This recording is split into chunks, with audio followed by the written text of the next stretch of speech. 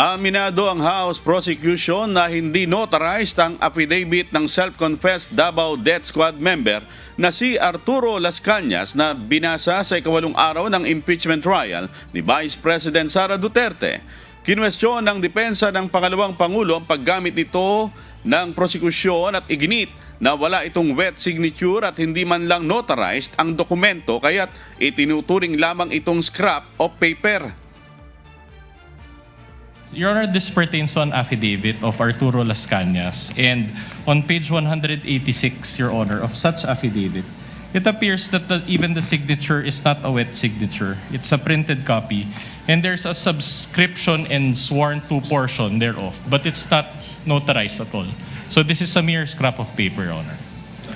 Git ng prosecution team, tinanggap ang nasabing dokumento sa mga proseso ng International Criminal Court o ICC kahit hindi ito notarized. Ngunit tumugon si Senate Impeachment Court Presiding Officer Francis G. Escudero na hindi ICC ang impeachment court at may sarili itong mga alituntunin.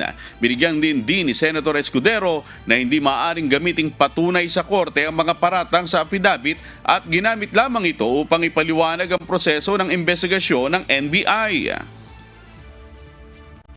For the information and guidance of the senator judges, the document being identified by the witness is unsigned, is not notarized, not under oath, and it is only as to the fact that they used this document in their investigation or as part of their investigation, but not as to the truth of the allegations contained in that unsubscribed document.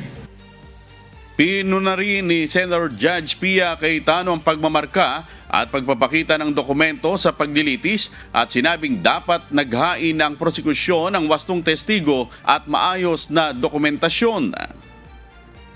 Do your job and present the proper witness and the proper documentation to do that. Do your job. I'm addressing this, Mr. Presiding Officer, to us as a body. Kasi hindi tama yun. Magdidesisyon tayo, you warn us, pero pinabayaan natin na makita yun. Minamarkahan pa, submarkings. What's the purpose of all that?